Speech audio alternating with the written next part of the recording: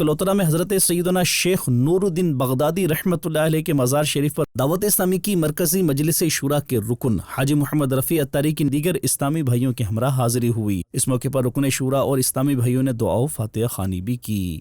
صلی اللہ علی طہ خیر الخلق و احلاها، صلی اللہ علی طہ خیر الخلق و احلاها۔